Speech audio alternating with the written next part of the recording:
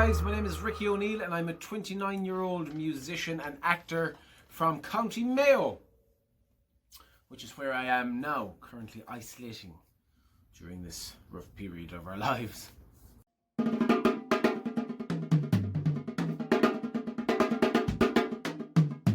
So I grew up in a small town in Mayo called Claremorris, which is I'm at my father's home place here now, which is just outside the town.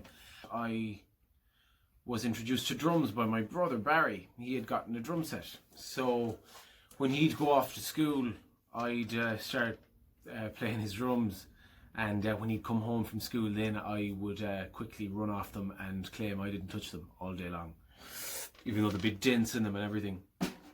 Got into a couple of bands once I went into secondary school.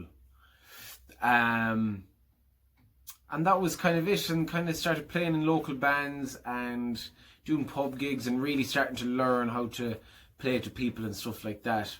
And that's the only kind of formal training I have, I guess, in that I learned by doing. I didn't go to college for drums or music or anything like that. Unfortunately, right now, we cannot really do much work together.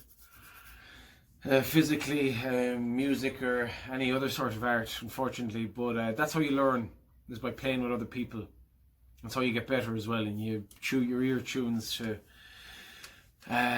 good musicality by just listening to the people around you.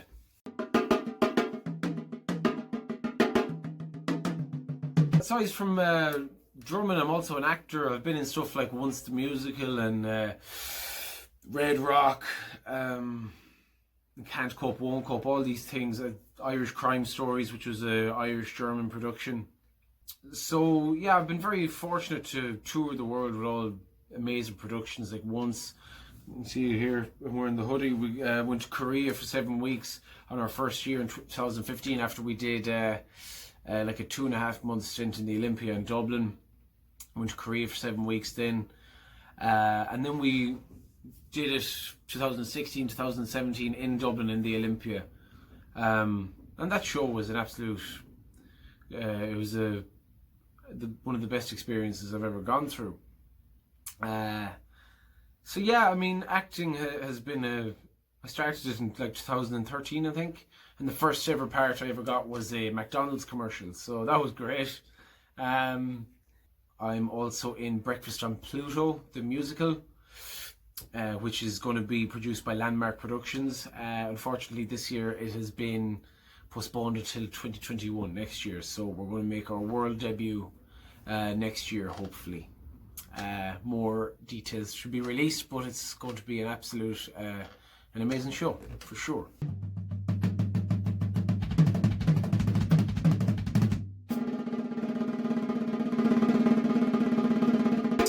As you can see, you are in my drum booth here in an undisclosed part of Mayo. So these are my drums.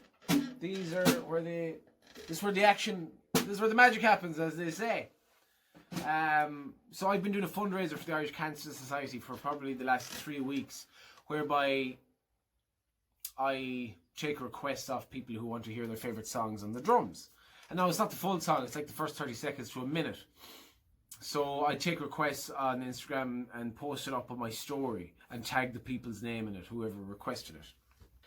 It was really nice to be playing all these different songs and stuff. And one day I just said, you know what, I'm going to set up a fundraiser for Irish cancer.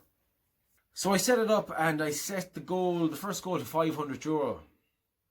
And I said to myself, you know what, that's something to go strive towards now, so that'll probably take a couple of weeks to get to that. So I set that up at like 12:30 one afternoon, and by 1:30 we had €500 made, and I couldn't believe it. I didn't know how to react or what to do, so I just kept bumping it up, the fundraising goal, and now we are at close to 5,750. Which is beyond my wildest dreams. Everyone's generosity and love and support for it was immense. Everyone enjoys the videos, as do I. I love doing them. So it was completely unexpected how it just snowballed so quickly. And, you know, I would very much hope that we could probably get to 10,000 at some point, you know. It's brilliant, and this money will do such great things for Irish Cancer and help them do their work to the best of their ability, like they always do. But I know it will definitely help and really change people's lives for the better. So it's great.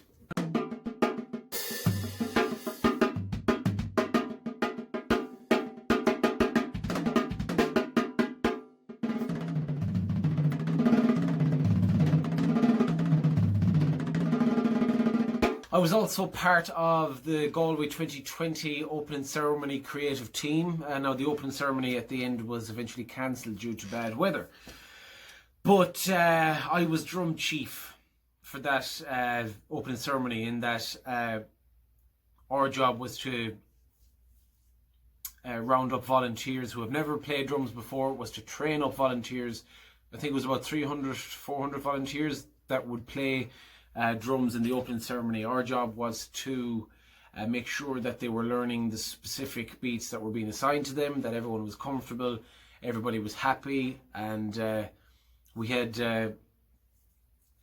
were at different stations around various towns in Galway that would eventually culminate in the city on the opening ceremony day, all of them together from all the towns in the city, and play for the masses.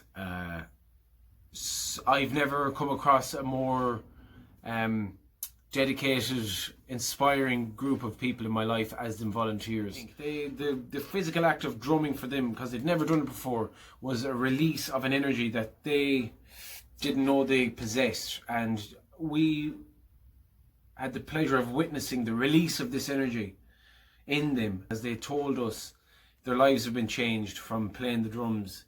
And to be part of this community for the 3 months we were rehearsing, or 2 months, the way they attacked each task we gave them with enthusiasm, with care, with joy and pride, was just inspiring on every single level you could imagine. We changed people's lives through what we brought them, or the opportunity we could give them. I think it's enough for me to say, okay, that's a good testament to the job we were doing.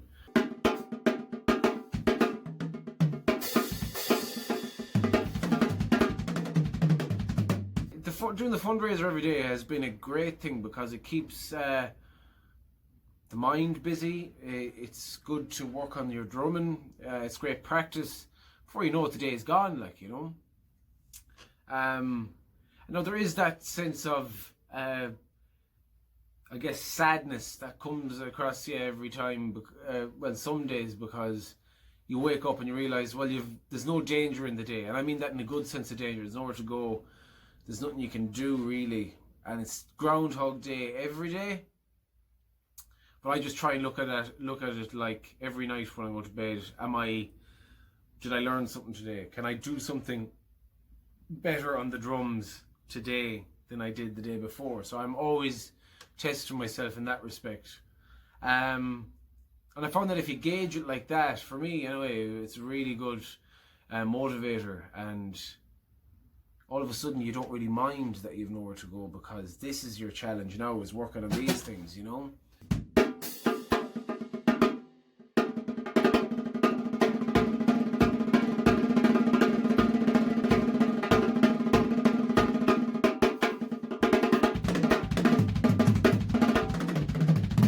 I get up, I put on the coffee, and I come out and I look at the list of songs I have to go through for people who have requested them, and go through them and practice stuff. And you know, you don't feel the day going. Before you know it, it's 3 o'clock, and then it's 7, and then, you know, you're in the home stretch to bedtime. So the day flies for me. And no, I'm not saying I'd like this to last forever. No, it'd be nice to get back to reality in some form. It's important that you do all these things during this time, because I'm lucky to have drums here, and I know there's drummers out there who aren't as lucky to have a drum kit set up so easily to play with nobody around that they can bother.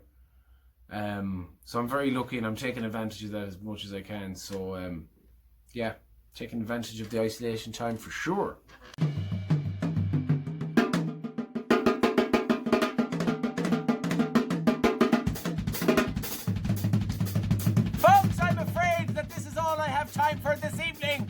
isolation dram bonanzas. Thanks so much to everyone who has donated today and so far across this amazing journey. I'm having the best time of my life. I am learning so much about life, about drums, about myself, and definitely feeling the love every day from all you guys. So thank you, thank you, thank you. I'll see you tomorrow for some more isolation in the drum booth. We're going to melt all the faces down into a fine molten lava. Should have been a poet. Thank you, much love from the drum booth. Until tomorrow.